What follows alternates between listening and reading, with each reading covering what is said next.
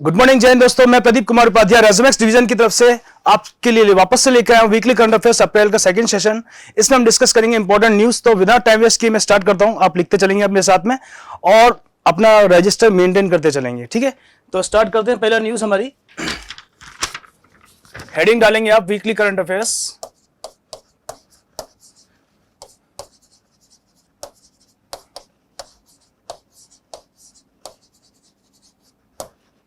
Part 2, पहला मैंने part already discuss किया है आपसे, पार्ट सेकेंड है सॉरी।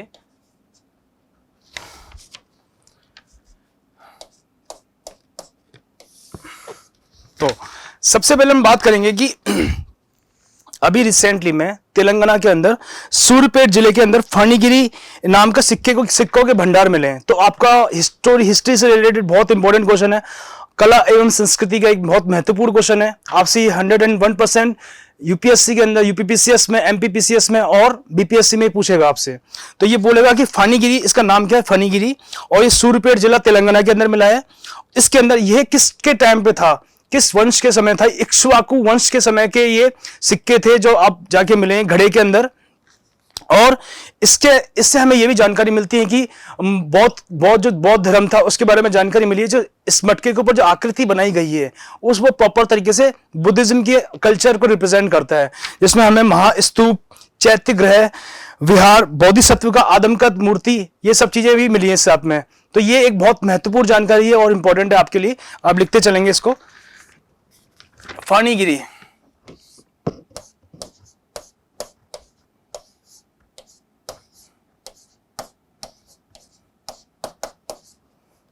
तेलंगाना में मिला है ये।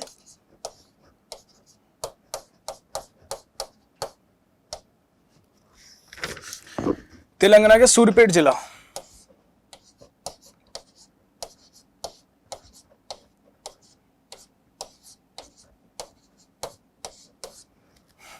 आप ब्रैकेट में ले लेंगे, स्टार्टिंग में लिख लेंगे, हिस्ट्री का पार्ट है ये, हिस्ट्री की न्यूज है।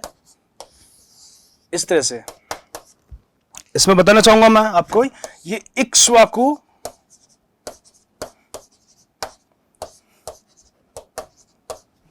वंश के समय के हैं सिक्कों के भंडार।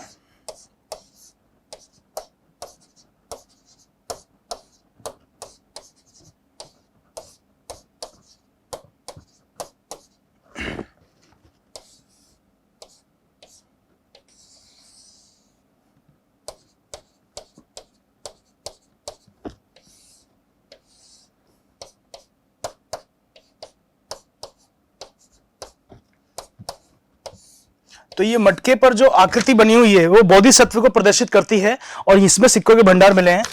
ये मैंने डायग्राम में बना दिया आपको।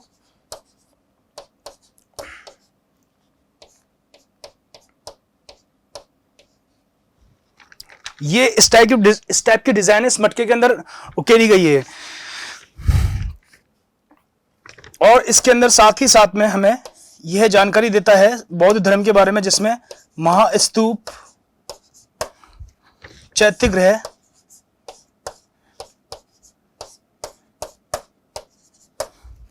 विहार, बोधिसत्व।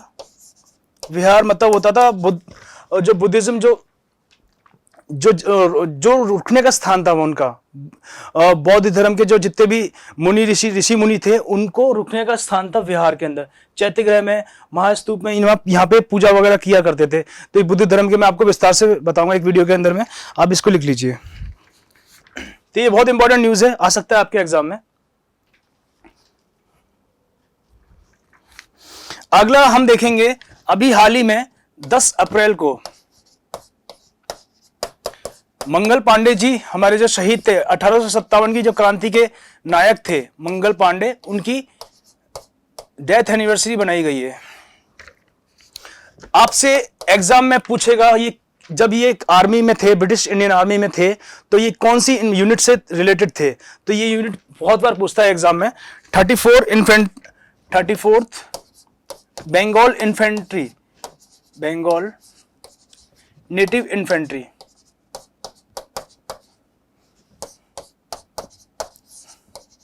और इन्होंने विद्रोह किया था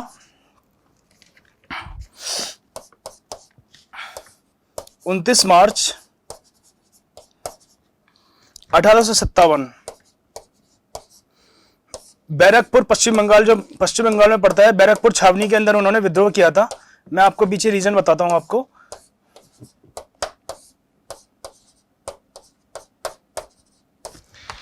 देखिए, मंगल पांडे जी एक प्रॉपर तरीके से ब्राह्मण थे, और वो जब उनको एक मालूम पड़ा जो कारतूस वगैरह दिए जा रहे हैं अंग्रेजों के द्वारा, तो उस कारतूस के अंदर में सुअर की और गाय की चर्बी भरी गई थी। तो हिंदू और मुसलमान अपने धर्म के पक्के हैं, मुस्लिम लोग ये गाय के मांस को और सुअर के मांस को हराम मानते हैं, और उस हिंदू तो बिल्कुल छूते भी नहीं है। तो इस तरीके से दोनों की एकता थी, एक समन्वय के साथ में हिंदू मुस्लिम एकता के अंदर 1857 की क्रांति के अंदर झलक देखी जाती है।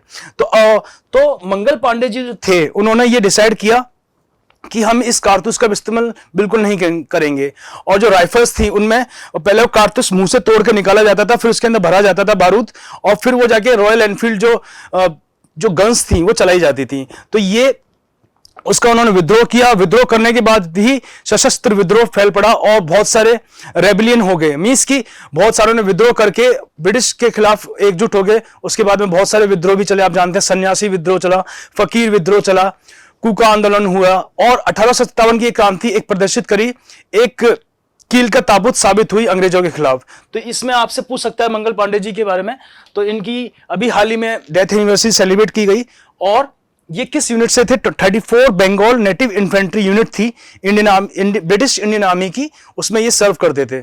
और बैरकपुर में उन्होंने विद्रोह किया था, जो पश्चिम बंगाल में पड़ता है। अगला देखेंगे हम,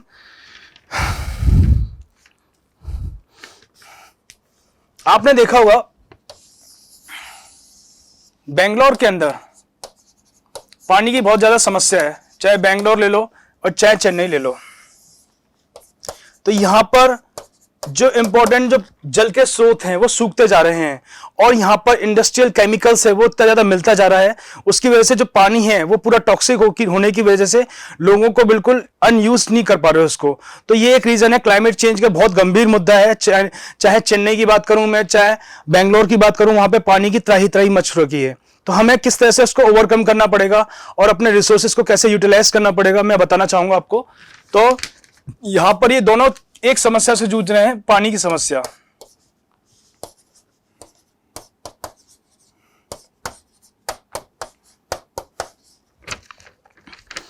और यहां पर मैं बताना चाहूंगा आपको, चेन्नई के अंदर बंकिंघम एक नहर है, बकिंघम अंग्रेजों के टाइम पे बनी हुई है कैनाल। अडियार नदी है यहां पर,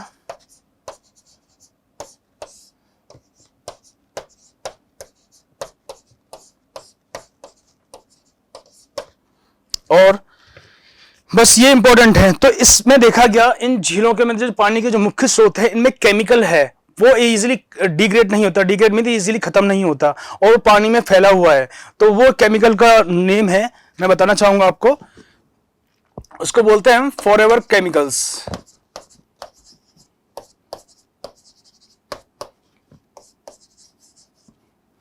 फॉरएवर केमिकल्स है, और उसका नेम है पॉली फ्लूरो एल्काइल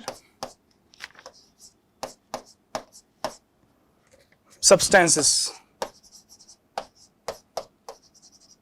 इसकी वजह से इन नदियों का पानी, जो जल के मुख्य स्रोत हैं बेंगलोर में और चेन्नई के अंदर, वो एकदम दूषित होते जा रहे हैं। तो ये इंपॉर्टेंट न्यूज थी। ये पूछ सकता है आपके फॉरएवर केमिकल्स किस नाम से जाना जाता है, तो केमिकल नेम ये है, और ये आपसे इस तरह से क्वेश्चन पूछ लेगा मिक्स करके, ये नेम दे देगा आपको फॉरएवर केमिकल्स की किस कैटेगरी में आता है। सीडीएस में, एफकेट में, यूपीएससी में पूछ सकता है क्वेश्चन, लिख लीजिए इसको।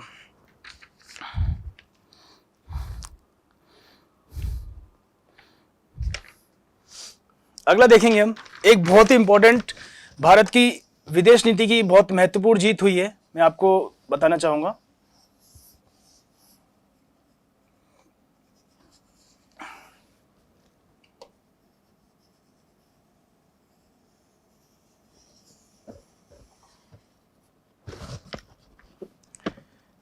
देखिए यहां पर म्यांमार है,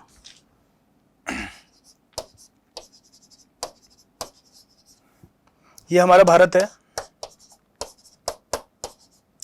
और यहां पर कोलकाता पोर्ट मौजूद है।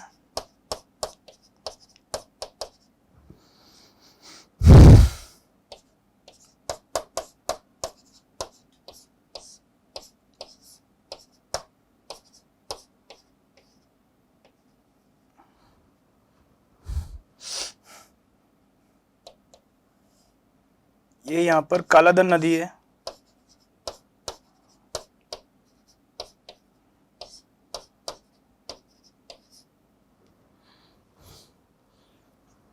और यहां पर कलेतवा एक पोर्ट है।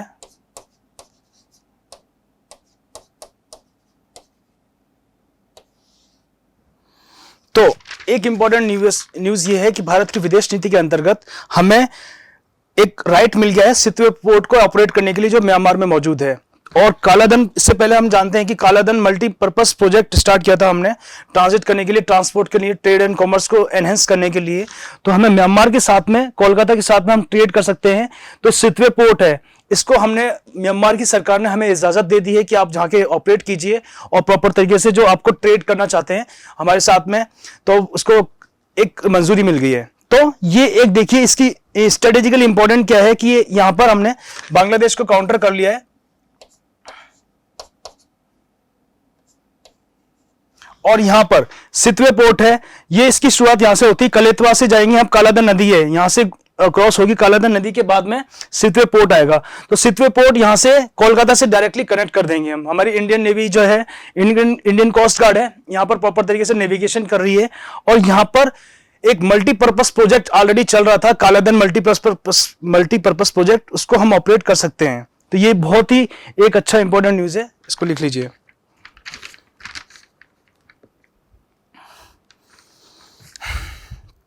आपको मैं बताना चाहूंगा कि म्यांमार की बात मैंने कर दी, तो म्यांमार में ही एक करेन एथनिक कम्युनिटी है, करेन एथनिक कम्युनिटी है जो वहां पर रहती है। और ये बेसिकली बहुत अच्छे गुरिल्ला फाइटर्स होते हैं, गुरिल्ला वार लड़ने में ये सक्षम होते हैं। करेन, ठीक है। तो यहाँ पे कम्युनिटी कौन सी पाई जाती है, जैसे आप जानते हैं चकमा हो गया और चिन जातियां होती हैं, यहाँ पे नागा जनजातियां होती हैं जो बिल्कुल नॉर्थ ईस्ट के बॉर्डर्स पे प्रेजेंट हैं। और म्यांमार में ये करेन जनजातीय निर्जाति हैं यहाँ पर, और ये गुरिल्ला वार के लिए बहुत एक्सपर्ट है। तो ये काफी न्यूज में चल रही थी, तो मैंने आपको बताया म्यांमार से रिलेटेड। अगला हम देखेंगे,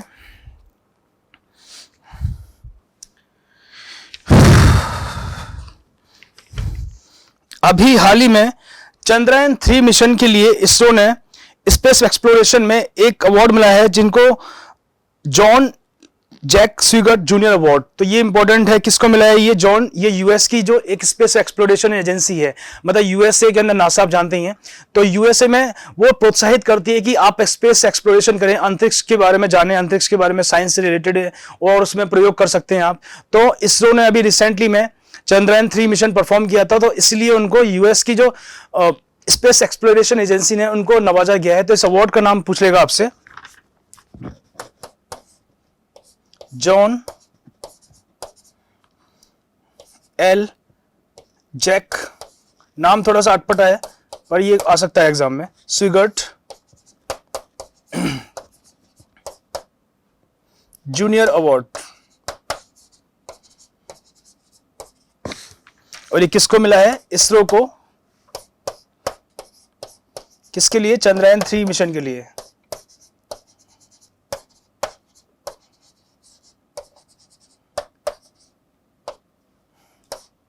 चंद्रयान 3 मिशन के लिए, ठीक है। तो इसको याद रखिए, आपको बहुत ही इंपॉर्टेंट करंट अफेयर्स है, ये आ सकता है एग्जाम में। अगला हम देखेंगे, अब कुछ इंपॉर्टेंट प्रीवियस ईयर क्वेश्चन के क्वेश्चन मैं लूंगा। अभी रिसेंटली में एग्जाम्स वगैरह हुए हैं, तो प्रीवियस ईयर क्वेश्चन बहुत इंपॉर्टेंट है जो अपकमिंग एग्जाम्स में आपके आए हैं, जनवरी फरवरी मार्च में जितने भी एग्जाम्स हुए हैं, तो वो क्वेश्चन रिपीटेडली आपके आने वाले एग्जाम्स में भी आ सकते हैं, एसएससी के अंदर में, बैंकिंग में और रेलवे में, सीडीएस में, एफकेट में। तो मैं आपको 1 बाय 1 उनको बताता हूं।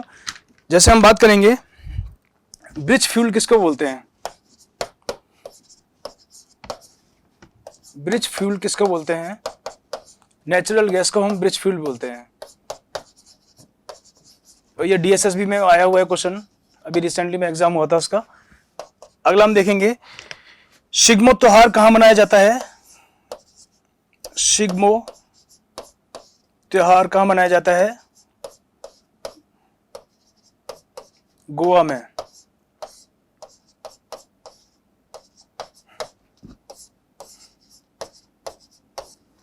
ठीक है, अगला हम देखेंगे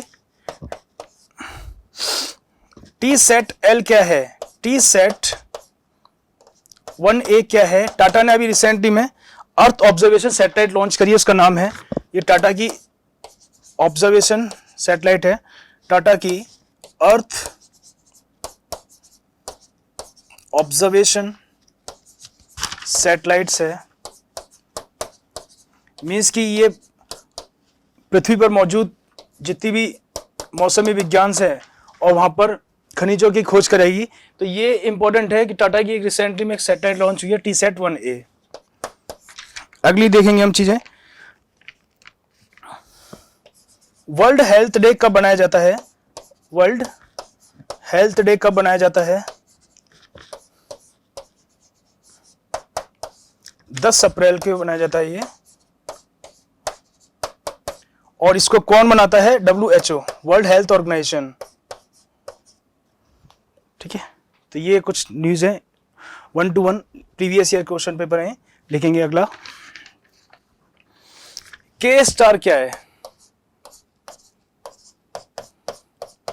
ये काफी सुर्खियों में रहा है। तो के स्टार क्या है? साउथ कोरियन न्यूक्लियर रिएक्टर है, साउथ कोरियन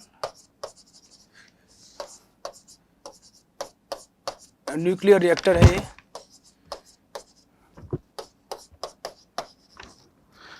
और अभी हाल ही में बहुत चर्चा रही है इन देवी का नाम, जो स्पोर्ट्समैनों ने काफी अच्छा नाम किया इंडिया का, बिंद्रायणी देवी। ये किस स्पोर्ट्स से रिलेटेड है? तो ये स्पोर्ट्स का एक करंट अफेयर्स आ गया आपके सामने। तो ये वेट लिफ्टिंग से रिलेटेड है, वजन उठाते हैं जिससे, वेट लिफ्टिंग। ठीक है, अगला मैं बताना चाहूंगा आपको, अभी रिसेंटली में एक क्वेश्चन आया था कि भारत पूरे विश्व में 3/4 पार्ट ऑफ कोबाल्ट कहां प्रोडक्शन किया जाता है? उसका 3/4 कोबाल्ट का प्रोडक्शन कहां पर होता है? किस कंट्री में होता है? वो होता है कांगो में।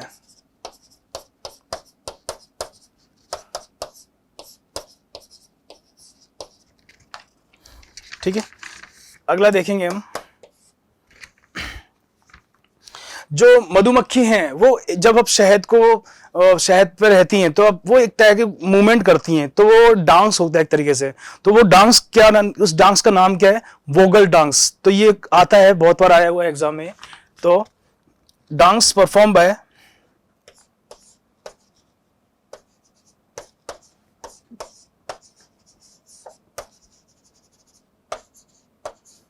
Honey bee,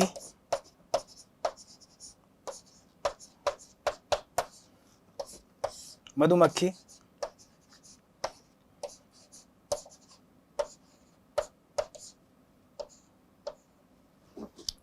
वोगल dance. ये साइंस एंड टेक्नोलॉजी का क्वेश्चन है, तो ये आपके आने वाले एग्जाम्स में ये डायरेक्टली हिट कर सकते हैं क्वेश्चन, लिख लीजिए आप इनको।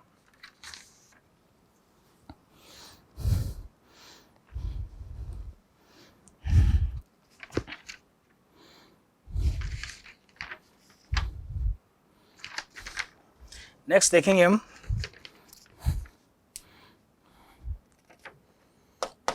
अभी हाल ही में भारत का पहला इंडिया क्लाइमेट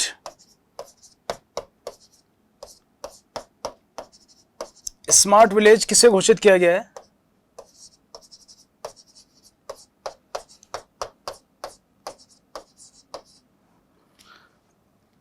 इसका नाम है जकारियापुर गांव। जकारियापुर गांव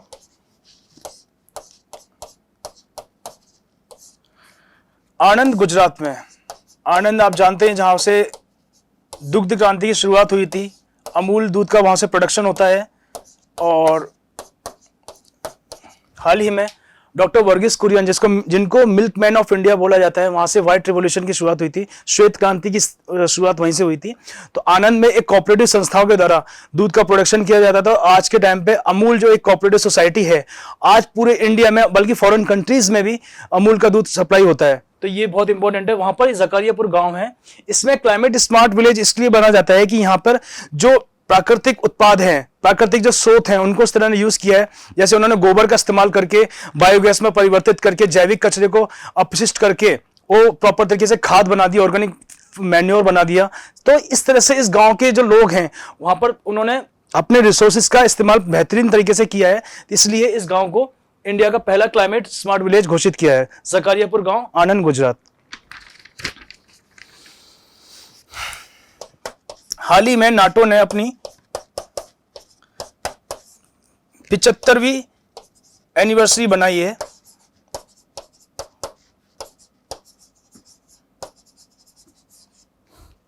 तो इसका नाटो का हेडक्वार्टर पूछ लेगा आपसे, बहुत बार पूछता है रेलवे में। तो हेडक्वार्टर कहां पर है इसका? ब्रुसेल्स में।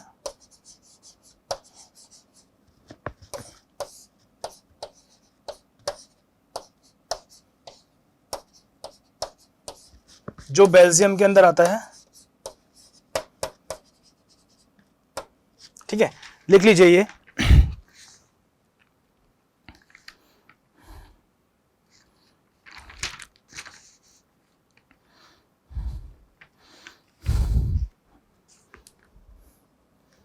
अगला लिखेंगे हम पायरा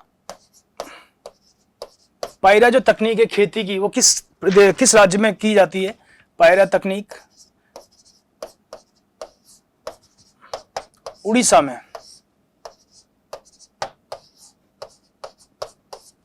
ठीक है, और इंडियन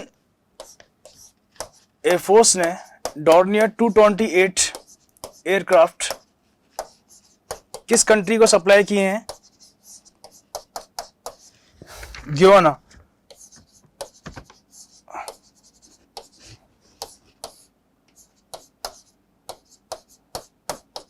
गुआना कंट्री है, उसको सप्लाई किया है।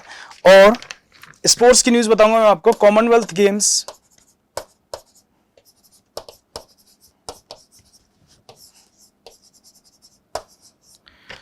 2026 कहां पर होने वाले हैं?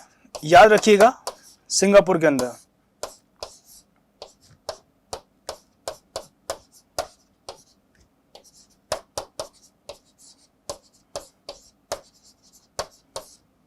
ठीक है, इसको लिख लीजिए आप।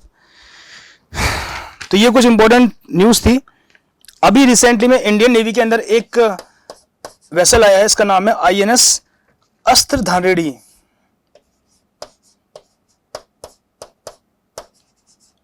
अस्त्रधारिणी।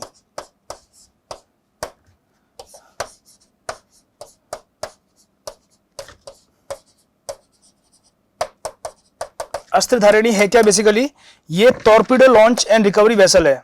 Torpedo launch and recovery vessel है।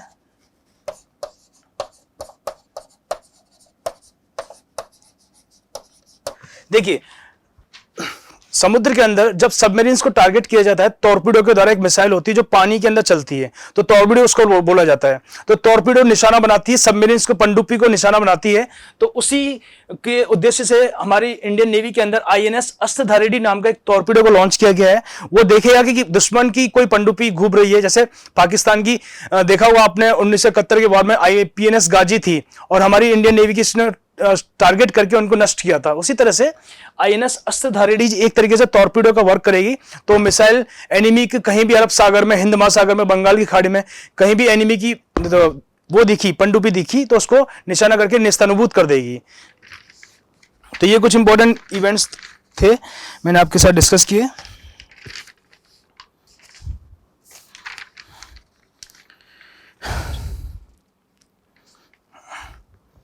अगला देखेंगे हम, ये बहुत इंपॉर्टेंट चल रही है P800 अभी रिसेंटली में, P800 ओनेक्स मिसाइल। ये किस कंट्री ने बनाई है? ये सुपरसोनिक क्रूज मिसाइल है, सुपरसोनिक, जिसकी बहुत रेंज होती है और बहुत फास्ट होती है, सुपरसोनिक क्रूज मिसाइल। और ये किस कंट्री ने बनाई है? रशिया ने। तो ये पूछ लेगा आपके एग्जाम में। रशिया की ऑलरेडी आप जानते ही हैं, S-400 मिसाइल्स भी रशिया के द्वारा बनाई गई हैं। S-400 मिसाइल्स, जिसका यूएस ने बहुत विरोध किया था, अमेरिका ने। S-400, और हमारे इंडिया को उन्होंने ब्रह्मोस मिसाइल दी है, जो हमारे साथ में ब्रह्मोस मिसाइल है, ठीक है। और AK-47, 52, ये सारे राइफल्स दिए हमें। तो ये रशिया के साथ में हमारा सहयोग है। तो ये पूछ सकता है कि अभी रिसेंटली में P800 ओनेक्स मिसाइल क्या है? ये रशिया ने, एक सुपरसोनिक क्रूज मिसाइल है रशिया की।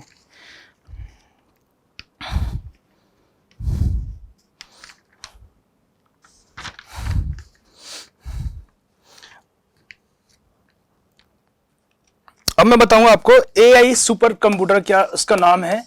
AI super computer artificial intelligence से रिलेटेड एक कंप्यूटर है जो ऑपरेट होता है आर्टिफिशियल इंटेलिजेंस का इस्तेमाल करके, कृत्रिम बुद्धिमत्ता का इस्तेमाल करके। उसका नाम है स्टारगेट।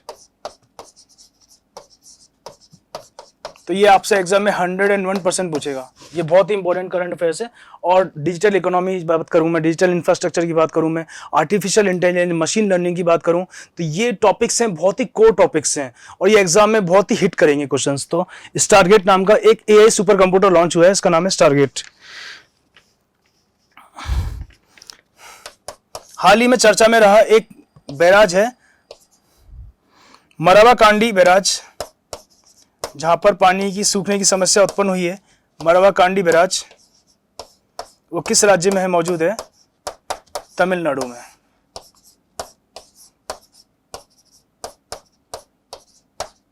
ठीक है।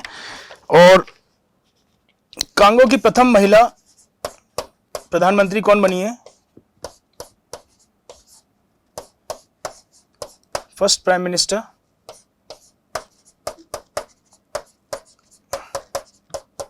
ये एग्जाम में आ सकता है आपके, क्योंकि ये पहली बार बन रही है। कांगो अफ्रीकन कंट्रीज है, तो इसका नेम पूछ सकता है आपसे। मैं लिख देता हूं,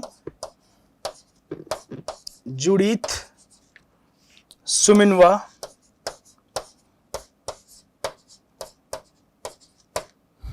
तुलुका।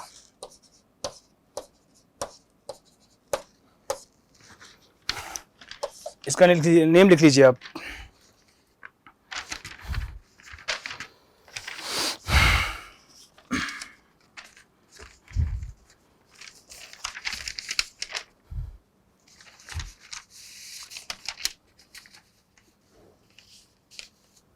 ओके दोस्तों, तो ये इंपॉर्टेंट करंट अफेयर्स का सेकंड अप्रैल के इसमें जितने भी इवेंट्स हुए हैं और अपकमिंग एग्जाम में ये प्रीवियस ईयर क्वेश्चन पेपर हैं जो हाल ही एग्जाम्स में हुए हैं। तो उम्मीद है कि आपकी अपकमिंग एग्जाम में ये क्वेश्चन रिपीट हो सकते हैं।